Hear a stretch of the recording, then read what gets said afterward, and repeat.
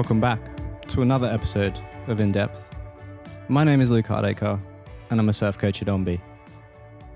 If you're new to Ombi, we take a look at surfing from the perspective of ocean, mind, body, and equipment. This podcast, it's all about straight to the point tips, ways you can improve your surfing, or ways that you can change the view that you see your surfing in, or gaining a deeper understanding of surfing so that you can improve. And this week, I want to talk to you about something that a lot of people struggle with, and that's surfing bad conditions. A lot of people don't want to surf them because it's not perfect for them, but I want to get into why you should do it more often, how it can improve your surfing, what it says about your surfing, and how to enjoy it more and not worry about that it's not perfect or it's not this or it's not that. But before we get into this week, I just wanted to kind of address a couple things going on in the world, and I think most people are aware, but what's going on in Ukraine is just devastating and horrific to watch. What's also happening in Australia, myself just flying in before these floods, is also devastating, but on a much different scale. It's so wonderful to see the Australian community supporting each other, coming out, helping, knocking on people's doors. It's been devastating. These are all little communities that they are little coastal towns. A lot of them are surf, some of them are 30 minutes inland.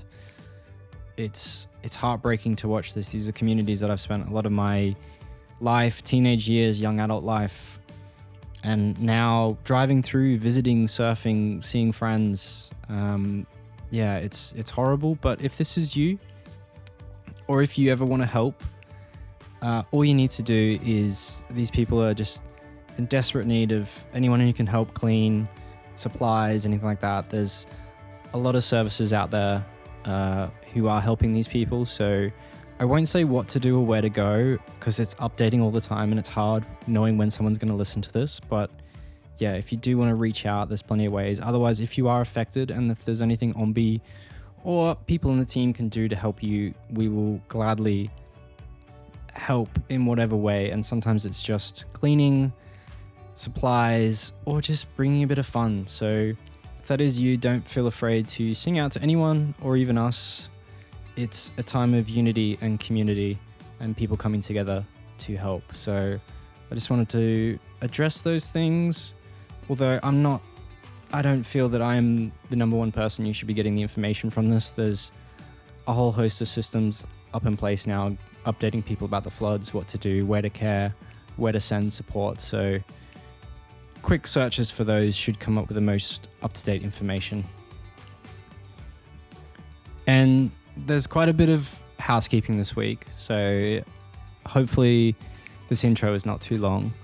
But there's been some new changes to Ombi. We've launched the Ombi community platform, which is now housing all of our training programs in there as well. It's fostering the community features. You can meet other surfers near you, so you can find who's close to you based on locations. There's group forums, there's chat, there's pretty much like Facebook, but adding in everything else without the need of having to have Facebook. That's something that we all really didn't like. A lot of us, I personally want to step away from Facebook, and this allows for people who don't want that to then actively jump into the Ombi training programs or the Ombi community without having to scroll through whatever else you see on Facebook or wherever else you go. So that's really exciting because everything will just be in one place now. Obviously, we'll still have YouTube and Instagram and other platforms, but in terms of consuming the Ombi training programs, the free content, and interacting with the Ombi team, the community, everything's now housed in one place, and it's great. So that's now live. You can go to community.ombi.co. You can sign up. This is a whole new, fresh system, so I wasn't able to transfer everyone's accounts and create them for them, strictly for the fact that I don't have people's passwords and things like that. For security reasons, I didn't want to do that. So if you're an existing member, jump in through there. If you don't have all your programs, do send through an email to info@ombi.co and just let me know, and we will transfer everything up and make sure that whatever you've paid for previously, whatever training programs you've got them there. And then we have a learner program coming out in 3 days or 2 days. Time of recording is the 8th. So this will come out on the 9th. The learner program comes out on the 10th. So this is all for those who either want to learn to surf or those who are beginners and are struggling to develop the fundamentals. It's meant to train you through up to the point where you can start learning to turn, that you can improve your pop-up, improve your wave knowledge, reading the ocean, everything like that. It's an amazing course. The guys have spent a ton of time on it. We're still going to be doing the 12-week program. We're going to be making improvements to that, improvements to the Learn to Surf one. And both of those, we're going to introduce more feedback loops for the community where we spend more time with the coaches.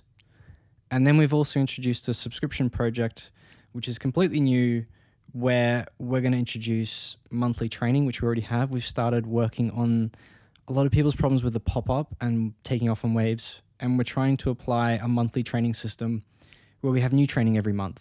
And it allows us to create training and programs on the fly based on community feedback, based on what you guys vote to have. And then we can just create this stuff quicker rather than trying to fine-tune programs every week. So that's called 1% Better. And the idea is that we're just going to be focusing on trying to be 1% better every surf. That's it. So there's a lot more to that. I'm giving this short and sweet. But you can head to ombi.co. In the top banner, there's where to start with Ombi as well now. So if you're not sure which program's for you, things like that, you can get there. But anyway, this has been 7 minutes of introduction. I just want to get into this week's episode because I haven't recorded one of these for a couple of weeks. So thank you again, allowing me to do the pre-recorded ones. And now I'm back into the flow. Let's actually jump into this week's episode, which I love this title. This is a great story, but you're only as good as you surf bad conditions. So I want to start this one with a question. Would you rather surf bad waves well or good waves bad? I want you to think about that one. Would you rather surf bad waves well or good waves bad? Whichever way you've just thought about that one and you've answered it, keep thinking about it for a bit. Do you want to change the answer? So let me break this down for you. If you surf good waves bad, how good is your surfing? If you surf bad waves well, what would you expect of your surfing? This is a trick question on purpose. Most people will jump down the idea of always surfing good waves without thinking about this too much. And this is where the average surfer, especially beginner surfers, can fall into this idea or trap of only surfing when the conditions are good. And the way I want you to interpret this is they only surf when the conditions line up for them, their ability and their comfort level. You may be saying, so what's wrong with that? But break it down and say those conditions are knee to waist high, perfect and gentle point break waves that don't close out. You're now severely limiting the time you're going to surf. But more importantly, you're destroying your motivation to surf. You're saying it has to be this or I don't surf. I get it. I understand big and messy can be off-putting. And I'm not advocating to say go out and surf overhead mess from only surfing 1 foot. I'm saying you need to learn to surf multiple conditions. Size is a different situation. Bringing it back to the original statement of good waves and bad waves, the harsh reality is you're only as good as how well you surf bad conditions. If you say that you surf bad conditions and you come back in and you say, the surf's crap, if the waves were perfect, then I'd rip. You're just making excuses. And here's the thing about excuses. They're only justified to you and to other people who make the same excuses. Those excuses will sound off to someone else who goes out and says the waist-high, messy surf looks fun. And sometimes you might notice that and feel, well, I'm just not as good as a surfer or I'm not this. But that's not the point of what I'm trying to make. It's not about making you feel bad about your surfing or attitude. It's about establishing the harsh reality. There's a plus side to this. we can use this to improve our surfing, but also how often we surf and how much fun we get every session. So isn't that something we all want? To better understand this, we can take a look at a student I was surf coaching a while back. It was 1 foot swell, an empty lineup, onshore, doubling up, rainy and cold. Miserable conditions. And when I say cold, I'm talking England cold. Not in the middle of winter, but you're in a thick wetsuit. It's not fun. So they turned and looked at me in utter frustration and said, "This sucks. The waves suck. If the waves were clean, then I could actually practice things." So I just looked at them and expressed to them, "You're only as good as how well you surf bad conditions." And eventually, they changed the way they saw the surf and thought, "I can't keep making excuses." After another 15 minutes, they paddled over and said, "This sucks because I don't know where to sit. I can't read the waves." This became a massive light bulb moment for them to instantly realize what one of the major things holding back their surfing was. Could you imagine for yourself to quickly connect with that? And yes, every time, not everyone's going to have a surf coach there with them, but the ability to quickly understand, here's a clear identification of something that's holding me back. That is powerful for improving your surfing. So I want to talk to you about why you should surf bad conditions. And the plain and simple of it is, the benefit of surfing in bad conditions and struggling is not that it can suck, not that it can be not that fun. It's that it's going to highlight issues in your surfing. It's telling you loud and clear what you probably need to work on the most.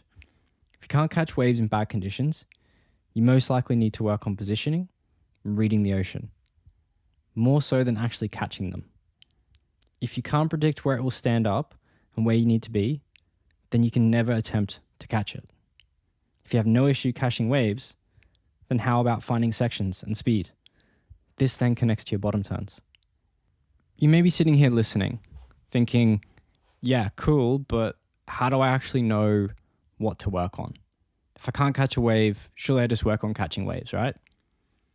But here's the thing, your complaints and your frustrations are symptoms of the issues in your surfing. They're highlighting the lack of ability or imperfections in technique or the stress you're bringing into your surfing. The challenge is for you to take a step back, identify what the struggle is, and what part of your surfing would solve that. Not, what's the problem? I can't catch a wave. Identify that that's a symptom and think, if I could do this, then I could catch a wave. That's the difference. That's what we need to do, which is obviously not always so straightforward and easy. But thinking about that over time, and you'll come to a conclusion and get something to work on. So going back to the student that I was coaching at the start of this podcast and being confronted with this inability to find where to sit in the ocean and find waves, we spent the rest of the session observing the treasure map, reading the waves, and they found by simply slowing down, watching more, observing how the waves break, they could place themselves in the right place more often and actually start finding waves. So now everything becomes a win for something that was suddenly challenging. Their perspective on this whole session and surf was just to work on one thing. And now that becomes fun, and now they're working on something that will change their surfing rather than this feeling of constantly fighting. And that's what this week is all about, is finding those little things that you can work on, what the bad conditions will highlight, in your surfing, and then finding and thinking through what's the solution to that problem. So sometimes that experience of knowing the fix may take time or talking to other surfers. Consider what your excuses are. Ask another surfer and see if they feel the same. If not, find out why. Ask a more experienced surfer and the same thing again. Ask them why.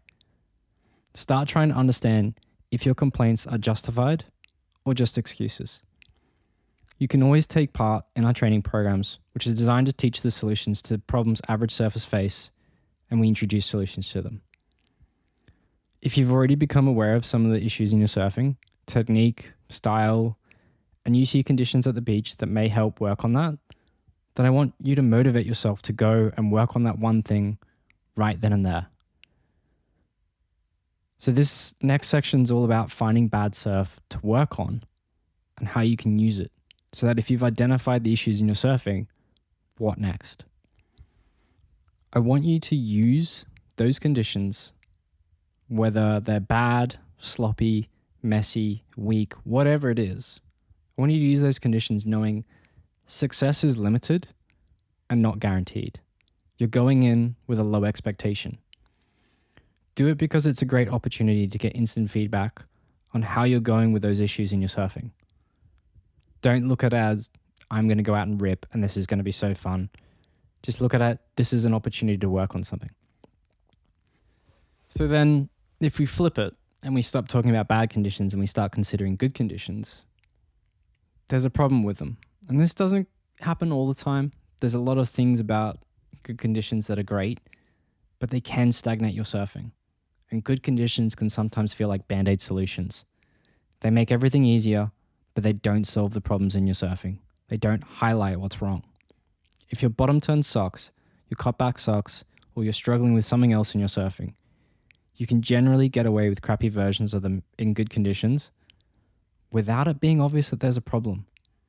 You feel something, so therefore it must be okay. And a lot of that comes down to understanding and knowledge, and that's not to make you feel bad. If you know the fix, good conditions are amazing to work on things in your surfing. They make it easier to try and understand that feeling and work on it. There's less variables to the whole situation. If you don't know the fix, surfing only in good conditions is going to contribute to you stagnating. You're not going to have that frustration that pushes you forwards. It comes back to, you can't learn if you can't fail. And if you can't do it well in good conditions, then you won't be doing it good anytime. If you go and surf bad conditions, get frustrated, and try to identify the problem, you can now work on it in both conditions. And that's the key.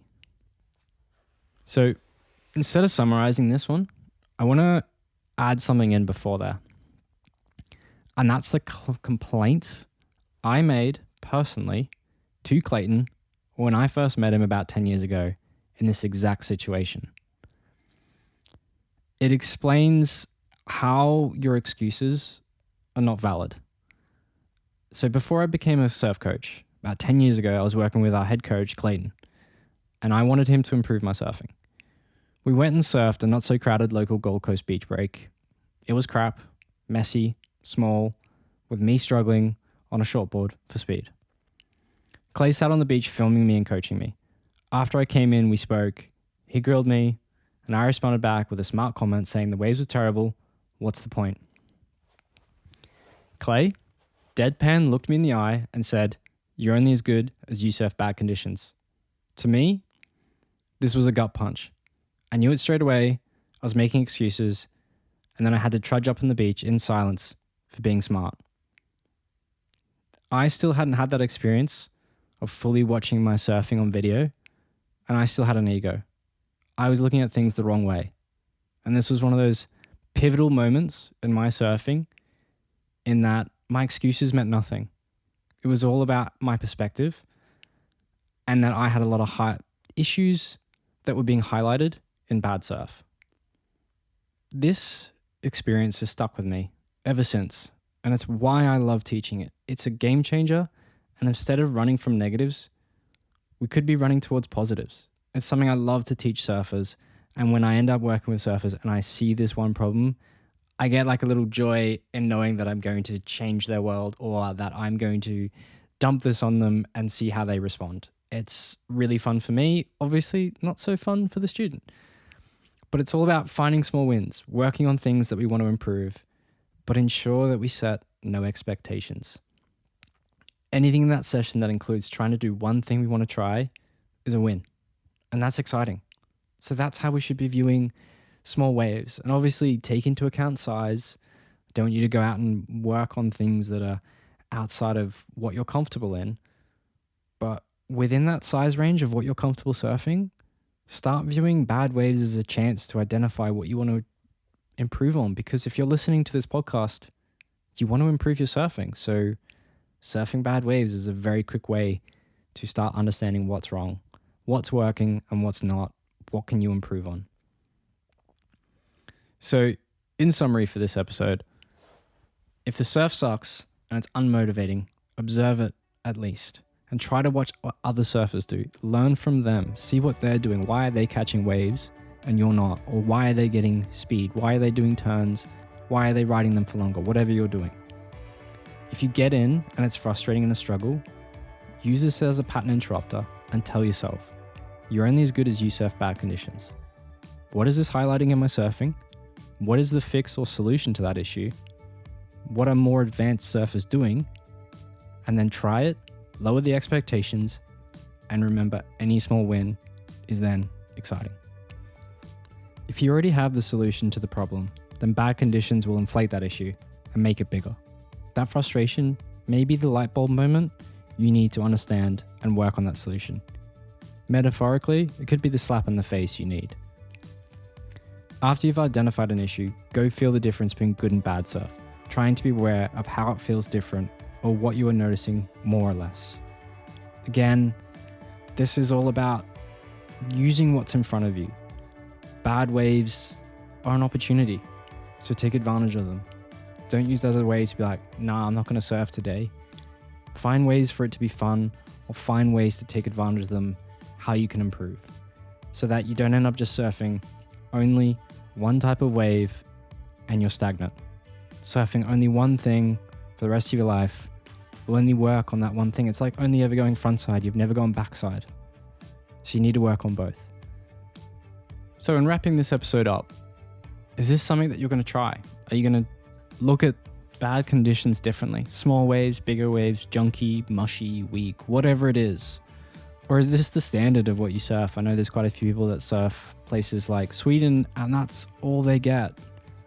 I'd love to know. You can always get in touch, info@ombi.co, email us, contact us through the new community platform, or however else you're getting in touch with Ombi. I'd love to know if this is something that changes the way you view small waves, weak waves, bad waves, whatever it is, or if this is you where you think, yep, that's me. All I do is want to surf, knee to waist high, perfect peelers, but I love it. And I'm with you. I love it just as much, but I do just love a junky surf as well every now and then, just to try and work on something once again. If you've been enjoying these podcasts, it would mean the world to me if you could leave a review wherever you're listening to them, or if you wanted to share them with a friend. I enjoy making these podcasts and I want to keep including topics that the community want. So if you ever want to get in touch, collaborate, do a community feature, share a story that can help the rest of the community, or just get in touch to give a topic, then you could head to ombi.co/in-depth a surfing podcast, and you can scroll down to the bottom and hit the form there. Next week, getting back into the rhythm of recording these podcasts, I'm going to start talking about managing fear, dealing with bigger surf, and things that you can do. And then the following week, I want to add in things about how to fall, what you can do to really just let go. So the next 2 weeks are all about bigger surf and also just how to fall, letting go of the stress, the tension, things like that. So these are really exciting topics for me, especially considering Australia is coming into winter, which means bigger surf for some people in the Southern Hemisphere. But for those on the north, they're coming into warmer summer climate, which I also love. So, but until then, I'll see you next time.